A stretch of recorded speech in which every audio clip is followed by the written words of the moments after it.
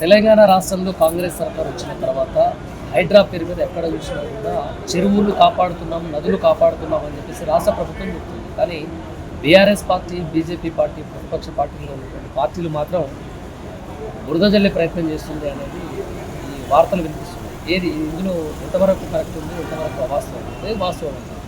వాస్తవము అనేది చెప్పుకుంటే రేవంత్ రెడ్డి వచ్చిన తర్వాత తెలంగాణను బొందబెట్టడానికి ఒక అంటారు కదా ప్రతిజ్ఞ చేసుకొని వచ్చిండు. పొట్టు తినేసి వచ్చిండు. తెలంగాణను నాశనం చేస్తా అని ఈ పొట్టోడు వచ్చిండు. అర్థమైందా? 2 ఏళ్ల నుంచి ఏ ప్రగతి చేసిండు? ప్రగతి చేసిందని నాశనం చేసి బొందబెట్టడానికి వచ్చిండు పొట్టోడు. అర్థమైందమ్మా? ఎందుకంటే ఏ పని ఇక్కడ కింది స్థాయి నుంచి పై స్థాయి వరకు నాశనమే. నిన్నటి మాట చెప్తున్నా, పొంగులేటి సిగ్గుందారా నీకు? అసలు సిగ్గు శరం ఏమన్నా ఉంటే ఏమైనా అంటారు కదా నీళ్ళేని బయలుపడి జావు. అర్థమైందా? పొంగులేటిని ఒక 1000 మంది ఇండ్లు భూస్థాపితం చేశారు.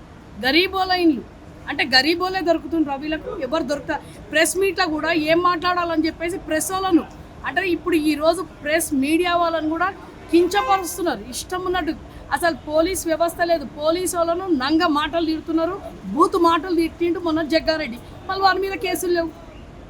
అంటే పోలీసునైనా న్యాయ వ్యవస్థను అన్నిటినీ బొందబెట్టి రేవంత్ రెడ్డి ఒక రాక్షస పాలన ఇక్కడ నిరంతరం అంటారు కదా, ఏమంటారు అది రాజ్యాంగంనేమో పొట్టోడాడు రాహుల్ గాంధీ అని చెప్పిన ఈ పొట్టోడేమో ఈడ రాజ్యాంగాన్ని బొందబెట్టిండు.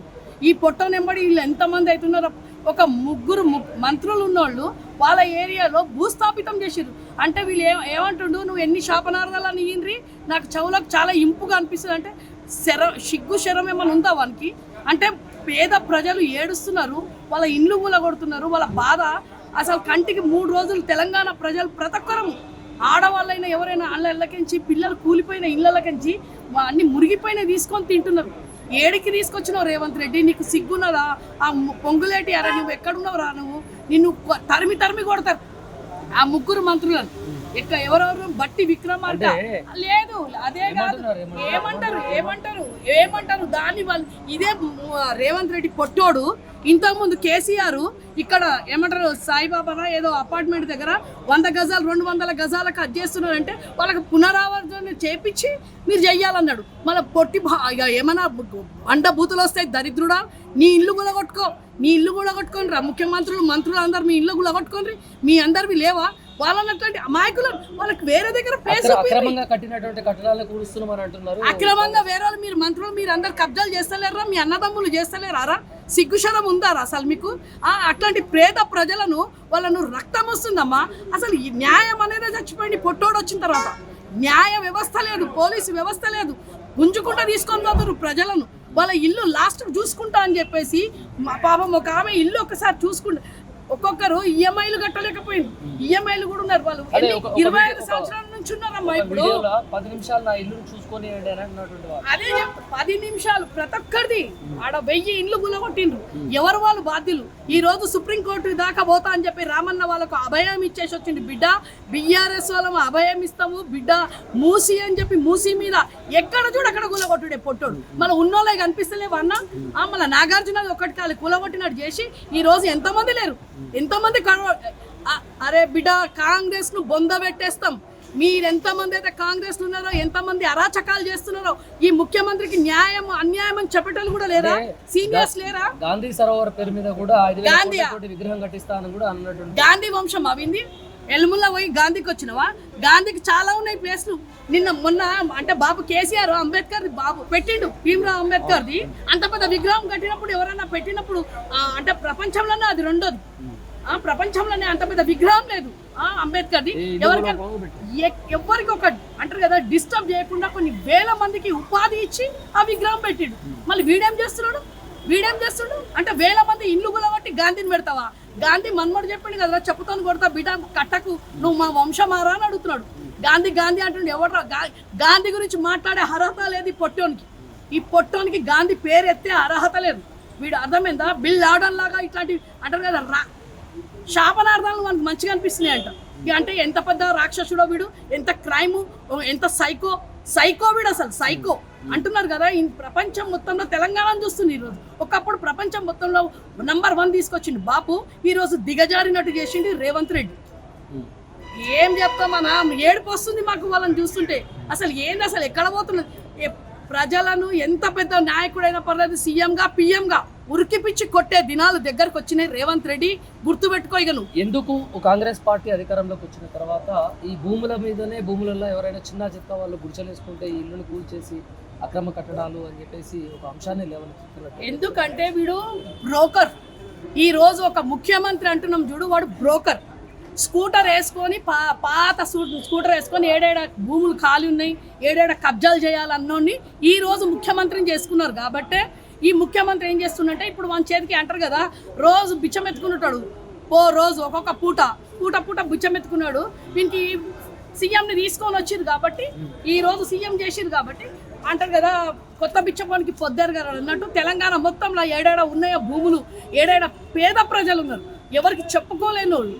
వాళ్ళ అంటారు కదా, పోలీసు వ్యవస్థ రాజ్యాంగాన్ని మొత్తం మన చేతిలో పట్టుకొని ఈ రోజు ఆట ఆడుతున్నావు. రేవంత్ రెడ్డి, నీ దినాలు దగ్గరకు వచ్చిన బిడ్డ, నువ్వు గుర్తుపెట్టుకో. గాంధీ విగ్రహం ఎవరు పెట్టమంటున్నారు? గాంధీ విగ్రహం ఎవరికి కావాలి? ఇప్పుడు నీకు 5,000 కోట్లు గాంధీ విగ్రహం పెట్టడానికి వస్తున్నది, ప్రజలకు ఇవ్వడానికి ఏం లేవా? ప్రజలకు, రైతు బంధు లేదు, సంక్షేమ పథకాలు ఏం లేవు, తులం బంగారం లేదు, ఈరోజు హాస్పిటల్లో తిండి లేవు, మందులు లేవు. ఎక్స్పైర్డ్ అయిన బాబు కేసీఆర్ ఉన్నప్పటి మందులు ఇస్తున్నారు ప్రజలకు. అవిటికి ఖర్చు లేదు. ఈ దరిద్రోనికి అంటారు కదమ్మా, అవిటికి ఖర్చు లేకుండా ఒక విగ్రహం పెడతాడంట. అసలు విగ్రహాన్ని పెట్టేది ప్లేసు అంటారు, ఏమంటారు అని ఇక నాకు వీన్ భాష. ఒక విషయం ఇక్కడ వినండి, నేటి సమాజంలో మానవత్వం మంటగలిచే పరిస్థితి చూస్తున్నాం. పేపర్లలో, టీవీలో ఒక కుల వివక్షత ఇప్పటికీ ఉన్నదే కదా. ఎందుకంటే బీఆర్ఎస్ పార్టీకి సంబంధించిన నాయకులందరూ కూడా తుమ్మర జాతరకు వెళ్ళి అక్కడ మల్లన్న స్వామి జాతరలో 2 నెలల పాప చనిపోయిందని పరామర్శించడానికి వెళ్ళినటువంటి బీఆర్ఎస్ పార్టీ నేతలందరూ అక్కడికి వెళ్ళారు. మీరు కూడా ఏం జరుగుతుంది అసలు?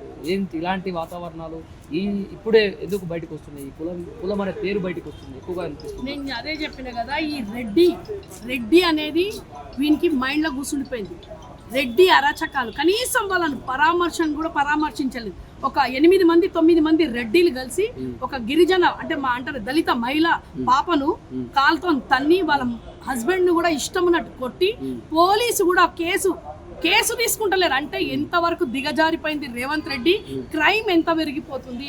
ఈ రోజు గల్లీకి మర్డర్లు అవుతున్నాయి, మానభంగాలు అవుతున్నాయి. ఇది ఎవరు పట్టించుకుంటలేరు. ఈ పొట్టోడే హోమ్ మినిస్టర్ కాబట్టి, ఈ రోజు పొట్టోడు కాబట్టి పొట్టోని తొందరగానే అంటారు కదమ్మా, దళిత ఆమెదైతే చూస్తే అయితే బాధ. అంటే ఎక్కడ న్యాయం అనేది లేదు. పొట్టోడు వచ్చిన తర్వాత పోలీసు వాడు ఎట్లా చెప్తే అట్లా వింటున్నారు. బిడ్డ పోలీసు వాళ్ళకి కూడా చెప్తున్నాము, ఈ రోజు మీరు దొత్తుగా మాట్లాడుతున్నారు, దొత్తు పనులు చేస్తున్నారు కదా. పోలీస్ వ్యవస్థకు కూడా చెప్తున్నా, న్యాయం అనేది ప్రతి ఒక్కరు చూస్తున్నారు, కానీ మీకు కూడా మంచిది కాదు. వాళ్ళ కలకల 2 నెలల పాపను చంపేసిన తర్వాత అయితే అసలు 3 రోజులు 4 రోజుల నుంచి వాళ్ళది అంటే వాళ్ళు ఏమంటున్నారంటే, ఆ అమ్మాయి కొన్ని నెలలు తక్కువ పుట్టింది, తర్వాత ఆమె ఆరోగ్య పరిస్థితి బాగాలేదు అని చెప్పేసి కొన్ని వీడియోలు ఎవరేమో వీళ్ళు ఆ పిల్లని తీసుకుపోయి స్కానింగ్ లిగిన చెప్పించినట్టు. నా 9 నెలలు ఉన్నప్పుడు ఆ 9 మంది రెడ్డిలు 8 మంది రెడ్డిలు ఆ పిల్లకి స్కానింగ్లు చెప్పించిరా కడుపుతో ఉన్నప్పుడు. వాళ్ళ అంటే వాళ్ళు ఎంబడి తిరిగిండ్రా. ఆ 2 నెలల పిల్లలు దేవునికి దర్శనానికి తీసుకుపోతానికి వీళ్ళు వచ్చిండ్రా. ఒకవైపు ఏమో తండ్రి 100 రూపాయల టికెట్ కూడా తీసుకున్నాను కూడా చెప్తున్నారు. 100 రూపాయల టికెట్ తీసుకున్నారు. వీళ్ళేమో వాళ్ళ మొత్తం హిస్టరీ తీసినట్టు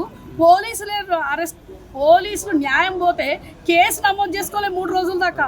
ఎలా చూడొచ్చు మరి? పోలీసులు న్యాయం కాపాడాలి, ఎవరైనా ఆపదలను కాపాడాలి కదా. పోలీసులు న్యాయం లేదు అన్న రేవంత్ రెడ్డి వచ్చినాక ఒక అరాచకమైన రాజకీయం నడుస్తున్నది. ఇక్కడనే తెలంగాణలోనే కాంగ్రెస్ ను బొంద పెట్టడానికి వచ్చిండు రేవంత్ రెడ్డి. ఈ రోజు రేవంత్ రెడ్డి అనేటోడు ఒక రాక్షసుడు అంటారు కదా. వాని పేరు నాకు పేరు వస్తలేదు అంది. ఒక సినిమాలో ఇంతకుముందు కూడా చెప్పిన, అట్లాంటి క్రిమినల్ ఇక్కడికి వచ్చి వీడు ఓటుకు నోటు దొంగ, ఇట్లాంటివన్నీ అయిపోయింది ఇక. వానికి ఏం చేసేది ఉంది? ఇంకా 2 ఏళ్ళు ఏమైనా చేసుకోరు. ఈ పబ్లిక్ మాత్రం నన్ను భరించాలి. ఈ పొట్టని జరుపుదామంటేనేమో అధిష్టానం భయపడుతుంది, ఏడో మా కాంగ్రెస్ గవర్నమెంట్ పడిపోతుందని. అందుకే వీని భరించాలి. ఖచ్చితంగా మంచి చెంప దెబ్బ ఇస్తారు. మళ్ళీ మా బాపు కేసీఆర్ రావాలి. ఖచ్చితంగా రావణ రాజ్యం పోయి రామరాజ్యం వస్తుంది. రైట్.